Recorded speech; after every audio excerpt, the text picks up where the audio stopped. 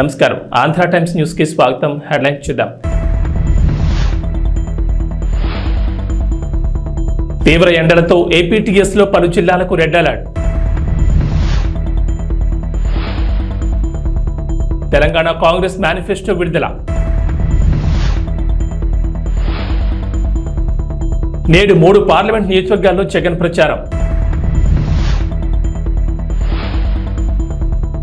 ఏపీలో 2 రోజుల్లో 63.31 లక్షల మందికి పెన్షన్లు పంపిణీ. ఎండ వేడితో అనేక ప్రాంతాలు ఉడికిపోతున్నాయి. తెలుగు రాష్ట్రాల్లోని పలు ప్రాంతాల్లో రికార్డు స్థాయిలో ఉష్ణోగ్రతలు నమోదవుతున్నాయి. ఎండలతో ప్రజలు ఠారెత్తిపోతున్నారు.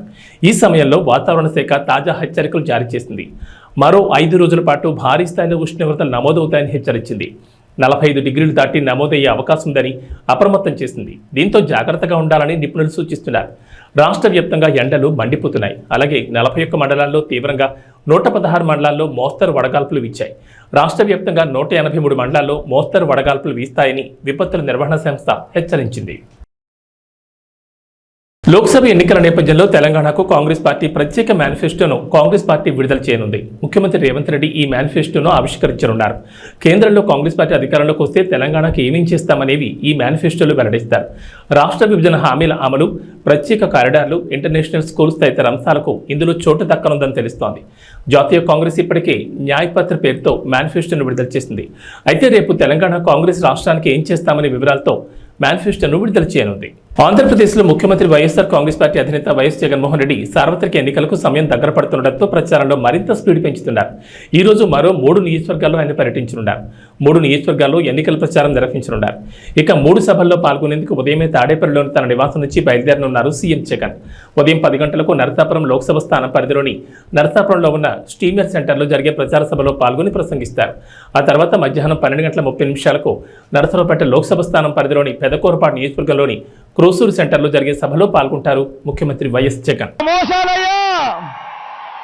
ఓ మోసాల బాబు, నువ్వు ఎలాంటి వాడివో, నీ కూటమి ఎలాంటిదో చెప్పడానికి ఒక్క పాంప్లెట్ సరిపోదా అని అడుగుతా ఉన్నాను.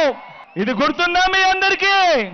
ఇది 2014లో ఇదే పెద్ద మనిషి చంద్రబాబు నాయుడు గారు అప్పట్లో కూటమిగా ఇదే ముగ్గురితో కలిసి, ఇదే ముగ్గురి ఫోటోలతో ముఖ్యమైన హామీలు అనంటూ మీ ప్రతి ఇంటికి ఆయన సంతకం పెట్టి పంపించాడు. ఆ రోజు 2014లో 175కు 175 అసెంబ్లీ స్థానాలు, 25 ఎంపీ స్థానాలకు 25 ఎంపీ స్థానాలు, తగ్గేదే లేదు. సిద్ధమేనా? ఎన్నికల సమయంలో ఆంధ్రప్రదేశ్లో పెన్షన్ వ్యవహారం హాట్ టాపిక్గా మారిపోయింది. గత నెలలో సచివాలయం దగ్గర వృద్ధులు, పెన్షన్దారులు పడిగాపులు పడాల్సిరాగా ఇక ఈ నెల చాలా మందికి బ్యాంకుల్లో నగదు జమ చేసింది ప్రభుత్వం. అయితే ఆ డబ్బుల కోసం బ్యాంకుల దగ్గర భారీ క్యూలు దర్శనమిచ్చాయి. ఒక్కసారిగా బ్యాంకులకు దగ్గరకు పెద్ద ఎత్తున తరలి రావడంతో వారికి పెన్షన్లు పంపిణీ చేయడం బ్యాంకర్లకు సవాలుగా మారింది. మరోవైపు కొన్ని సాంకేతిక కారణాలతో డబ్బులు తీసుకోకుండా వృద్ధులు వెనుదిరిగి వెళ్లిపోవాల్సి వచ్చింది. మే 1వ తేదీన ప్రారంభమైన పెన్షన్ల పంపిణీ ఈ రోజు కూడా బ్యాంక్ ఖాతాల్లో జమ చేయనున్నారు. ఇక బ్యాంక్ ఖాతాలో సొమ్ములు జమ కాని వారికి మే 4వ తేదీన అంటే రేపు గ్రామ వార్డు సచివాలయ ఉద్యోగుల ద్వారా ఇంటింటికి పంపిణీ చేయనున్నారు. మహిళా కమిషన్లోని 223 మంది మహిళా ఉద్యోగులను తొలగిస్తూ తాజాగా ఢిల్లీ లెఫ్టినెంట్ గవర్నర్ వీకే సక్సేనా కీలక నిర్ణయం తీసుకున్నారు. ఆమ్ ఆద్మీ పార్టీ ఎంపీ స్వాతి మలివాల్ ఢిల్లీ మహిళా కమిషన్ చైర్పర్సన్గా ఉన్న సమయంలో ఈ నియామకాలు నిబంధనలు ఉల్లంఘించాయని గవర్నర్ అన్నారు. కాంట్రాక్ట్ ఉద్యోగులను తొలగిస్తే మహిళా కమిషన్ను మూసివేయాలని లెఫ్టినెంట్ గవర్నర్ ఆదేశించడంపై స్వాతి మలివాల్ ఆందోళన వ్యక్తం చేశారు. ఆయన ప్రకారం కమిషన్లో 90 మంది ఉద్యోగులున్నారు. వారిలో 8 మంది ప్రభుత్వ ఉద్యోగులున్నారు. మిగిలిన వాళ్ళందరూ 3 నెలల ఒప్పందం ఉంటుంది. ఈ మహిళా కమిషన్ రూపొందించడానికి చాలా మంది రక్తం, చెమటలు చిందించారని అన్నారు. తనను జైలుకు పంపిన మహిళా కమిషన్ మూసేసే పరిస్థితి రానివ్వబోమన్నారు. అమెరికా అధ్యక్షుడు జో బైడెన్ సంచలన కామెంట్ చేశారు. భారత్ తమ దేశంలోకి విదేశీ వలసదారులను అనుమతించేందుకు భయపడుతుందని తీవ్ర ఆరోపణ చేశారు. అందుకే భారత్ వంటి దేశాల్లో ఆర్థిక అభివృద్ధి వేగంగా లేదని చురకలంటించారు. కాగా వాషింగ్టన్లో పార్టీ నిధుల సేకరణ కార్యక్రమంలో జో బైడెన్ మాట్లాడుతూ భారత్, జపాన్, చైనా, రష్యా దేశాలపై విరుచుకుపడ్డారు. ఈ దేశాలు విదేశీ వలసదారులను తమ దేశంలోకి ఆహ్వానించేందుకు భయపడుతున్నాయి. అందుకే వాటి ఆర్థిక వ్యవస్థలు వేగంగా వృద్ధి చెందకుండా ఇబ్బంది పడుతున్నాయన్నారు. కానీ అమెరికా విదేశీ వలసదారులను స్వాగతిస్తున్నారు. ఈ కారణంగానే వారు దేశ ఆర్థిక వ్యవస్థ బలోపేతమయ్యేందుకు కృషి చేస్తూ ఉంటారని చెప్పుకొచ్చారు. తీవ్ర ఎండలతో ఎప్పుడూ ఉక్కిరిబిక్కిరయ్యే ఎడారి దేశం యునైటెడ్ అరబ్ ఎమిరేట్స్లో ఇటీవల అనూహ్య వాతావరణ మార్పులు చోటు చేసుకుంటున్నాయి. గత నెలలో ఈ ఎడారి దేశాన్ని కుంభవృష్టి వణికించగా తాజాగా మరోసారి ఇక్కడ వర్షాలు కురుస్తున్నాయి. దీంతో ఇప్పటికే పలు అంతర్జాతీయ విమాన సర్వీసులు రద్దయ్యాయి. బుధవారం రాత్రి నుంచి యుఏఈ వ్యాప్తంగా వాతావరణం మారిపోయింది. దుబాయ్, అబుదాబి సహా పలు నగరాల్లో ఈదురుగాలులు, ఉరుములు, మెరుపులతో కూడిన వర్షాలు కురుస్తున్నాయి. పలు చోట్ల లోతట్టు ప్రాంతాలు జలమయమయ్యాయి. ఫలితంగా దుబాయ్ అంతర్జాతీయ ఎయిర్పోర్ట్లో పలు విమానాలు రద్దయ్యాయి. కొన్ని ఆలస్యంగా నడుస్తున్నాయి. శుక్రవారం వర్షాలు కొనసాగే అవకాశం ఉందని వాతావరణ శాఖ అధికారులు అంచనా వేస్తున్నారు.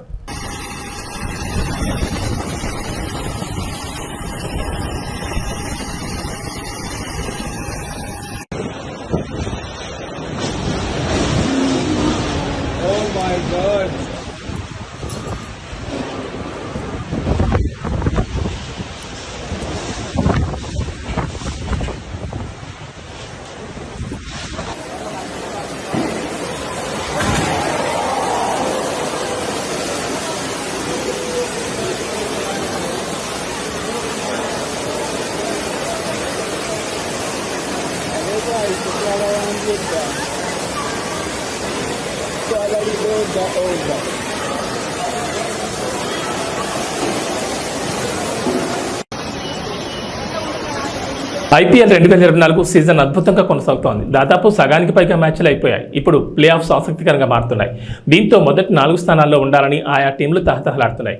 కాగా గురువారం Sunrisers Hyderabad team Uppal వేదికగా రాజస్థాన్ రాయల్స్తో తలపడింది. ఈ మ్యాచ్ చివరి బంతి వరకు ఉత్కంఠగా సాగింది. 202 భారీ లక్ష్యంతో బ్యాటింగ్ దిగిన రాయల్స్ కేవలం ఒక్క పరుగు తేడాతో ఓడిపోయింది. దాంతో హైదరాబాద్ టీం IPL పాయింట్ల పట్టికలో 4వ స్థానానికి చేరుకుంది. బంగ్లాదేశ్తో టీ20 సిరీస్లో భారత్ అమ్మాయిలు దూకుడు కొనసాగిస్తున్నారు. మరో 2 మ్యాచ్లు మిగిలి ఉండగానే 5 టీ20ల సిరీస్ను 3-0తో కైవసం చేసుకున్నారు. గురువారం 3వ టీ20లో టీమిండియా 7 వికెట్ల తేడాతో ఆతిథ్య జట్టును చిత్తు చేసింది. మొదట బౌలర్లు కట్టుదిట్టంగా బౌలింగ్ చేయడంతో బంగ్లా 20 ఓవర్లలో 8 వికెట్లకు 117 పరుగులు చేయగలిగింది. కొత్తపేట నియోజకవర్గం పలు గ్రామాల్లో బండారు సత్యానందరావు ప్రచారం భారీ జనసందోహం మధ్య కొనసాగుతోంది. తెలుగుదేశం పార్టీ మేనిఫెస్టో ప్రకటించడంతో మేనిఫెస్టోలోని పథకాలు ప్రజలను ఆకర్షిస్తున్నాయి. దానికి తోడు అన్నదమ్ముల కలయిక కూటమి అభ్యర్థి బండారు సత్యానందరావుకు విజయాన్ని తెచ్చిపెడుతుందని స్థానికులు అంటున్నారు.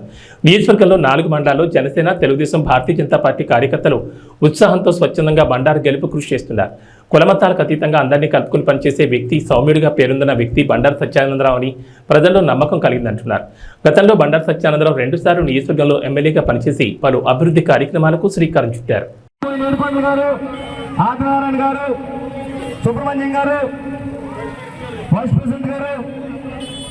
ముఖ్య నాయకులు పెద్దలు ఎక్కండి.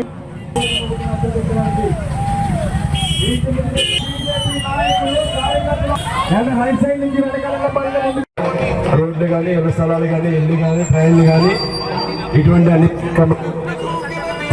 కాంపిటెన్స్ ఏవైతే మీరు దృష్టిలో పెట్టడం జరిగిందో ప్రాంతాలు ఒకటి అడుగుతూ ఉన్నారు.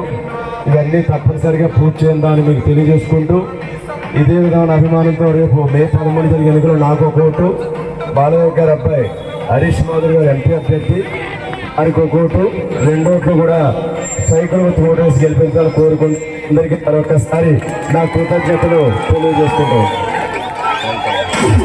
ఉండి నియోజకవర్గం ఇండిపెండెంట్ ఎమ్మెల్యే అభ్యర్థి కలవపూడి శివ ఎన్నికల ప్రచారం నిర్వహించారు. ఈ సందర్భంగా ఆకివీడు మండలం చినకాపురం అప్పారావుపేట ప్రచారంలో భాగంగా ఉండి నియోజకవర్గం అభివృద్ధి తన ఎజెండాగా ముందుకు వస్తున్నామని అన్నారు. ఈ కార్యక్రమంలో నాయకులు పాల్గొన్నారు.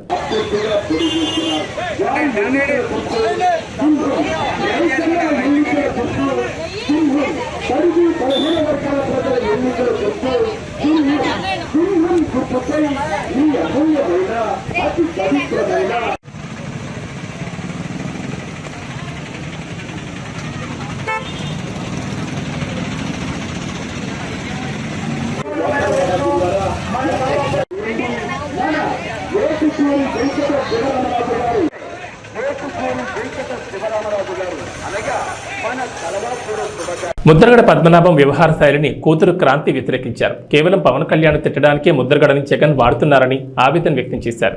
పిఠాపురంలో పవన్ కళ్యాణ్ గెలుపు కోసం తన వంతు కృషి చేస్తానని తెలిపారు. అందరికీ నమస్కారం. నేను క్రాంతి బార్లపూడి, ముద్రగడ పద్మనాభం గారి అమ్మాయిని. పిఠాపురంలో పవన్ కళ్యాణ్ గారిని ఓడించడానికి వైసీపీ నాయకులు ఎన్ని చేయాలో అని చేస్తున్నారు. ముఖ్యంగా నిన్న మా నాన్నగారు ఒక బాధాకరమైన ఛాలెంజ్ చేశారు. పవన్ కళ్యాణ్ గారిని ఓడించి పిఠాపురం నుండి తరిమేయకపోతే ఆయన పేరు ముద్రగడ పద్మనాభం రెడ్డిగా మార్చుకుంటారట. ఈ కాన్సెప్ట్ ఏంటో నాకు అసలు అర్థం కాలేదు. ఆయన ప్రకటన ముద్రగడ అభిమానులకు సైతం నచ్చలేదు. వంగా గీత గారిని గెలిపించడానికి కష్టపడవచ్చు, కానీ పవన్ కళ్యాణ్ గారిని మరియు ఆయన అభిమానుల్ని కించపరిచేలా కామెంట్స్ ఉండకూడదు. మా నాన్నగారిని కేవలం పవన్ కళ్యాణ్ గారిని తిట్టడం కోసమే జగన్మోహన్ రెడ్డి గారు వాడుతున్నారు. ఈ ఎన్నికల తర్వాత ఆయనను ఎటూ కాకుండా వదిలేయడం పక్కా. ఈ విషయంలో నేను మా నాన్నగారిని పూర్తిగా వ్యతిరేకిస్తున్నాను. నేను పవన్ కళ్యాణ్ గారి గెలుపు కోసం నా వంతు కృషి నేను చేస్తాను. నమస్కారం. ఎట్టకేలకు శంషాబాద్ విమానాశ్రయంలో ఏర్పాటు చేసిన బోనులో చిరుత చిక్కింది. 5 రోజులుగా చిరుత కోసం అటవీశాఖ అధికారులు గాలింపు చర్యలు చేపట్టారు. దీన్ని పట్టుకోవడానికి 5 బోన్లు 20 కెమెరాలు ఏర్పాటు చేశారు. ఈ చిరుతను నెహ్రూ జూ పార్క్ తరలించనున్నారు. జూలో దీని ఆరోగ్య పరిస్థితిని పరిశీలించి అమరాబాద్ టైగర్ రిజర్వ్కు తరలించనున్నట్లు అటవీశాఖ అధికారులు తెలిపారు. చిరుత పులి చిక్కడంతో పరిసర గ్రామాల ప్రజలు ఊపిరి పీల్చుకున్నారు. 5 రోజులుగా వీళ్లంతా ప్రాణభయంతో గడిపారు. चलो चलो sir we will move come thank you thank you thank you thank you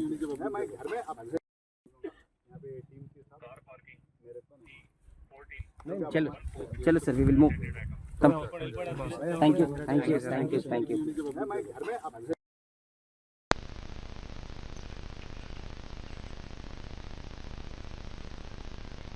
కులం లేదని మతం లేదని గ్రామాల్లో శాంతి కావాలి, అభివృద్ధి చెందాలి, సుభిక్షంగా ఉండాలి అన్నదే నా లక్ష్యమని మాజీ ఎమ్మెల్యే నల్లమిల్లి రామకృష్ణారెడ్డి అన్నారు. ఈ సందర్భంగా ఎన్నికల ప్రచారం నిర్వహించారు.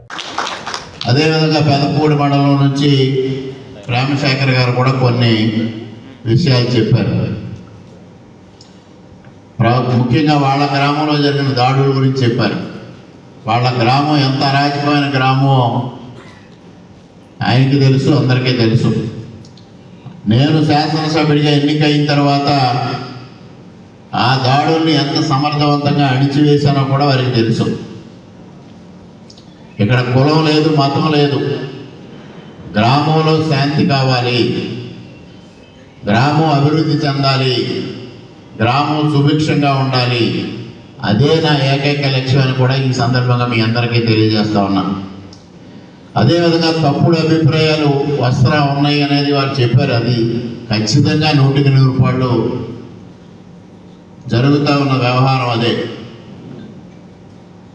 కొన్ని విషయాల్లో అపోహలు సృష్టించి తద్వారా వ్యక్తులను విడదీయాలని, వ్యవస్థలను విడదీయాలని, కులాల మధ్య మతాల మధ్య విభేదాలు రెచ్చగొట్టాలని కొంతమంది ప్రయత్నం చేస్తూ ఉంటారు. దాన్ని మీరెవ్వరూ పట్టించుకోవద్దు అనేది కూడా ఈ సందర్భంగా మా గత చరిత్ర చూశారు. మా తండ్రి గారు ఏ విధంగా పనిచేశారో, నేను ఏ విధంగా పనిచేశానో మీ అందరికీ తెలుసు. అదేవిధంగా తెలుగుదేశం పార్టీ, భారతీయ జనతా పార్టీ పొత్తు ఉన్నప్పటికీ కూడా రాష్ట్రంలో ఏ విధంగా నందమూరి తారక రామారావు గారి పరిపాలన చేశారో, చంద్రబాబు నాయుడు గారి పరిపాలన చేశారో కూడా మీకు చరిత్ర ఉంది. ఆ చరిత్ర ఆధారంగా మాత్రమే నేను ఇవాళ మీ ముందుకు వచ్చి ఇవి అభిప్రాయాలు వ్యక్తం చేయడం జరుగుతూ ఉంది. అదేవిధంగా మండల కేంద్రాల్లో క్రిస్టియన్స్కి కమ్యూనిటీ హాల్స్ కావాలనేది వారు కోరారు. అది బెక్కవోలుకు సంబంధించి ఆ రోజు ప్రయత్నం చేశాం. చివరికి వచ్చేపాటికి అక్కడ ఉన్నది ఒక భవనాన్ని దాన్ని పూర్తిగా రెనోవేట్ చేసి అది ఇవ్వడానికి అంతా రెడీ చేసిన సందర్భంలో ప్రభుత్వం మారడం, అది మరుగున పడిపోవడం కూడా జరిగింది. తప్పనిసరిగా రేపు రాబోయే ప్రభుత్వంలో, ఎన్డీఏ ప్రభుత్వంలో తప్పనిసరిగా మండల కేంద్రాల్లో క్రిస్టియన్స్కి కమ్యూనిటీ హాల్స్ నిర్మాణానికి తప్పనిసరిగా కృషి చేస్తానని కూడా ఈ సందర్భంగా మీ అందరికీ హామీ ఇస్తా ఉన్నాను. అదేవిధంగా పాస్టర్స్కి పక్కా ఇళ్ళు నిర్మాణం గురించి కూడా వారు ప్రస్తావించడం జరిగింది. ఆ సమస్య ఎందుకంటే పక్కా ఇళ్ళు అనేది బడుగు బలహీన వర్గాల వారికి అందరికీ ఇచ్చేదే. దాంట్లో తప్పనిసరిగా పాస్టర్స్ని కన్సిడరేషన్ తీసుకుని మరి ఏదైతే ఇవాళ ఇక్కడ ఒక సంఘంగా పెద్దలందరూ వేదిక మీద ఉన్నారు, వీళ్ళందరి సలహా సూచనల మేరకు ఎవరెవరు అర్హులు ఉన్నారో అందరికీ పక్కా ఇళ్ళు కేటాయించడానికి నాకు ఎటువంటి అభ్యంతరం లేదు. దానికి తప్పనిసరిగా కృషి చేస్తానని కూడా ఈ సందర్భంగా తెలియజేస్తా ఉన్నాను. ఇంకొక ప్రధానమైన అంశం వారు లేవనెత్తింది కోఆప్షన్ పదవులు. కోఆప్షన్ పదవులు ఏమైతే ఉన్నాయో అవి అసలైన మైనారిటీలకు కాకుండా తప్పుడు సర్టిఫికెట్లు తెచ్చుకున్న వాళ్ళకి ఆ పదవులు వస్తూ ఉన్నాయి. ఆ విధంగా కాకుండా అరువులకు మాత్రమే కేటాయించాలనేది అది చాలా సమంజసమైన డిమాండ్. అది తప్పనిసరిగా అది ఆ విధంగానే ముందుకు వెళతామని కూడా ఈ సందర్భంగా మీ అందరికీ స్పష్టంగా నేను హామీ ఇస్తా ఉన్నాను. ఇక అబ్రహం గారు కూడా కమ్యూనిటీ హాల్స్ గురించే చెప్పారు, అది తప్పనిసరిగా చేస్తాం. అదేవిధంగా రంగంపేట మండలం నుంచి ఏలియా గారు మరి వాళ్ళు కొన్ని ఆయనకున్న ప్రత్యేకమైన పరిస్థితులు, ఆయనకున్న ఆర్థిక ఇబ్బందులు చెప్పారు. మరి వాళ్ళ తండ్రి గారు దావీద్ గారి దగ్గర నుంచి తెలుగుదేశం పార్టీతో సుదీర్ఘమైన అనుబంధం ఉన్న కుటుంబం అది. అదేవిధంగా వారికి మరి పెదరాయవరంలో చర్చికి నేను నిధులు మంజూరు చేయడం కూడా జరిగింది. అదేవిధంగా వారి జీతాల గురించి ప్రస్తావించారు. ఇది తప్పనిసరిగా తెలుగుదేశం పార్టీ ఒక నిర్ణయం తీసుకుంది. ప్రతి నెల 5,000 రూపాయలు జీతాలు ఇవ్వాలనేది నిర్ణయం తీసుకుంది. వారు చెప్పారు దాన్ని మేనిఫెస్టోలో పెట్టలేదని. ఇది వచ్చిందంతా డీటెయిల్డ్ మేనిఫెస్టో కాదు, ప్రధానమైన అంశాలు మాత్రమే తెలియజెప్పడం జరిగింది. దాంట్లో కూడా సూపర్ 6లో కూడా పాస్టర్ని గుర్తించడం, వారికి తగిన జీతాలు ఏర్పాటు చేయడం అనేది కూడా సూపర్ 6లో ఆ కార్యక్రమం కూడా ప్రకటించారు. అదేవిధంగా పెన్షన్లకు సంబంధించి బీసీలకి 50 సంవత్సరాలు అన్నారు, అది దళితులకు కూడా వర్తిస్తుంది అనేది ఈ సందర్భంగా మీ అందరికీ సవినయంగా తెలియజేసుకుంటూ ఉన్నాను. ఇక ఎవరైతే ఇక్కడ రెచ్చగొడుతున్న వ్యక్తులు ఉన్నారో, రామకృష్ణారెడ్డి బీజేపీకి వెళ్ళాడు, అందువల్ల ఇబ్బందులు వస్తాయేమో అని మాట్లాడే వ్యక్తులు చరిత్ర ఒక్కసారి చూడండి, నా చరిత్ర చూడండి, మీ అందరికీ తెలిసిందే. ఇది పారదర్శకంగా ఉన్నదే ఇదంతా. ఇక్కడ ఈ నియోజకవర్గంలో తూర్పుగోదావరి జిల్లాలో పోలీసులు భారీగా నగదును సీజ్ చేశారు. గోపాలపురం మండలం జగన్నాథపురం గ్రామ శివారులోని అంతర్జిల్లాల చెక్పోస్ట్ వద్ద తనిఖీలు నిర్వహించారు. ఈ క్రమంలో హైదరాబాద్ నుంచి విశాఖపట్నం వెళ్తున్న ప్రైవేట్ ట్రావెల్స్ బస్సులో తరలిస్తున్న 2.40 కోట్ల నగదును పోలీసులు గుర్తించారు. దానికి సంబంధించి ఎలాంటి ఆధారాలు లేకపోవడంతో సీజ్ చేసినట్లు దేవరపల్లి సర్కిల్ సిఐ బాలసురేష్ బాబు తెలిపారు.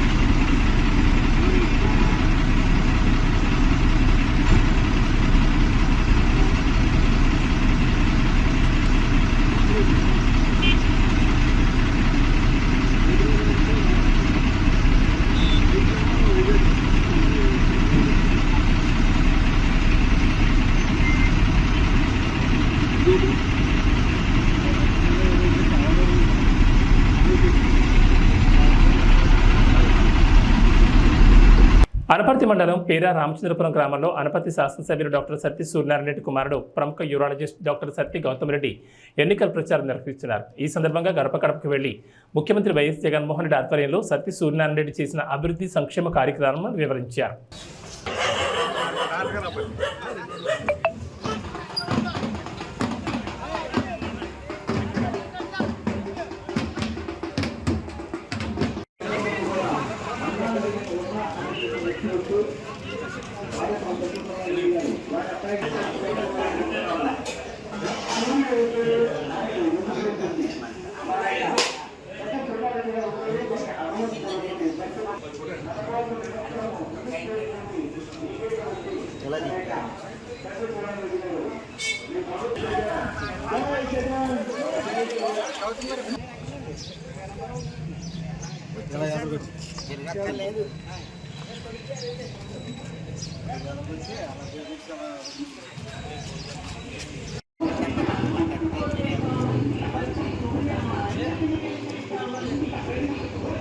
అనపర్తి మండలం దొప్పలపూడి గ్రామంలో అనపర్తి ఎమ్మెల్యే డాక్టర్ సత్తి సూర్యనారాయణ రెడ్డి మరియు సతీమణి ఆదిలక్ష్మి ఎన్నికల ప్రచారం నిర్వహించారు.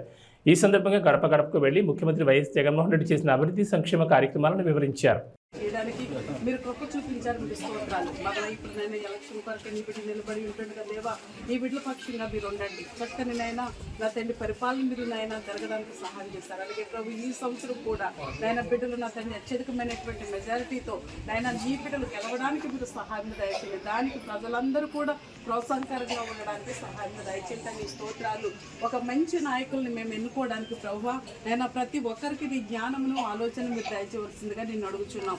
నైనా ప్రతిరోజు కూడా మా అధికారుల కొరకు నైనా అందరి కొరకు మేము ప్రార్థన చేస్తున్నాం. ఇదిగో నీ బిడ్డల నిమిత్తమై ఇప్పుడు ప్రార్థిస్తుంటుండగా దేవా నీ బిడ్డలను మీరు దీవించండి, ఆశీర్వదించండి, వారి ఆలోచనలన్నింటినీ సఫలపరచండి. వీరితో ప్రయాణం చేస్తున్న బిడ్డలందరికీ మీ కాపుదలు ఇచ్చి నడిపించండి. నైనా నా తన అత్యధికమైనటువంటి మెజారిటీతో నీ బిడ్డలు గెలవడానికి సహాయం దయచేయండి. యాడికి మండలంలోని వేములపాడు, నగరూరు గ్రామాల్లో రోడ్ షోను తాడిపత్రి నియోజకవర్గ టీడీపీ అభ్యర్థి జేసీ అశ్విన్ నిర్వహించారు. ఈ సందర్భంగా గ్రామస్తులు వైసీపీ ప్రభుత్వం వచ్చాక గండికోట నుంచి వచ్చే మంచినీళ్లు మురిగ్గా వస్తున్నాయని అన్నారు. అస్మిత్ రెడ్డి టీడీపీ ప్రభుత్వం వచ్చాక గండికోట నుంచి వచ్చే మంచినీళ్లు తెప్పిస్తామని మాట ఇచ్చారు. ఈ కార్యక్రమంలో టీడీపీ మాజీ ఎంపీ జేసీ దివాకర్ రెడ్డి, సీనియర్ నాయకులు పాల్గొన్నారు. నేను ఈరోజు ఎవరిని తిట్టను, నాకు అవసరం లేదు, ఒక్కరిని ఒక మాట అనను. నేను కేవలం మనం ఏం చేశాము, రేపు మన ప్రభుత్వం వస్తే ఏం చేయబోతాం తప్ప అవి తప్ప నేను ఏమీ మాట్లాడదలుచుకోలేదు. నేను ఈరోజు నేను గ్రామం తిరిగాను. దాదాపు 1994, 95 ఆ ప్రాంతంలోనే ఎప్పుడైతే పెదనాన్న గారు రోడ్స్ అండ్ బిల్డింగ్ మినిస్టర్ ఉన్నాడు అప్పుడే మీకు ప్రతి గ్రామానికి రోడ్లు వేశారు. అవునా కాదా? ఎక్కడా లేని విధంగా ఎక్కడి నుంచో ప్రతిసారి ప్రతి ఊర్లో కొత్త కోడ్లు వచ్చారు. కొత్తగా వచ్చిన వాళ్ళు ఉన్నారు ఊళ్ళలో. వాళ్ళని అడగండి, మీరు మీ ఊర్లలో ఎప్పుడు మీకు రోడ్లు వచ్చాయని ఎవరైనా చెప్పాలంటే దాంట్లో 5 ఏళ్ళ 10 ఏళ్ల కిందటనే.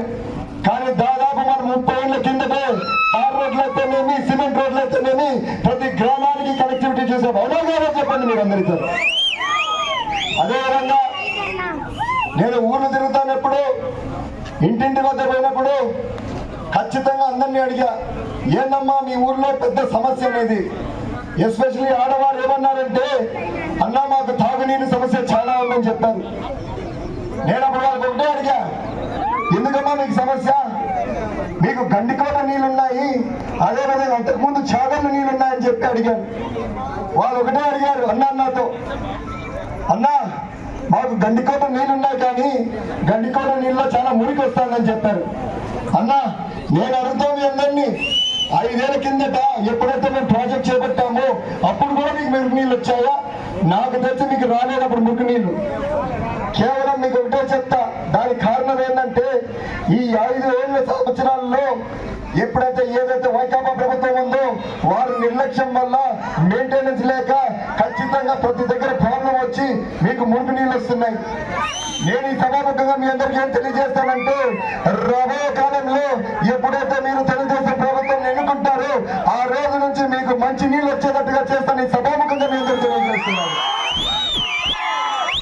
అదేవిధంగా చాలా మంది నా దగ్గరకు వచ్చారు, అలా గండికోట నీళ్ళు మురికిగా ఉన్నాయి, మాకు గండికోట నీళ్ళు వద్దు, మాకు అంతకుముందు చాగళ్ళ పైప్ లైన్ ఉంది, ఆ నీళ్ళు ఇప్పమని చెప్పి. నేను ఒకటే చెప్తున్నా మీ అందరికీ, అన్నా నేను గండికోట నీళ్ళన్నా బాగా చేస్తాను, మీకు చాగళ్ళ నీళ్ళన్నా ఇస్తాను. ఏదో ఒకటైతే ఖచ్చితంగా నేను ఈ సభాముఖంగా మీ అందరికి చేస్తాను తెలియజేస్తున్నానన్నా.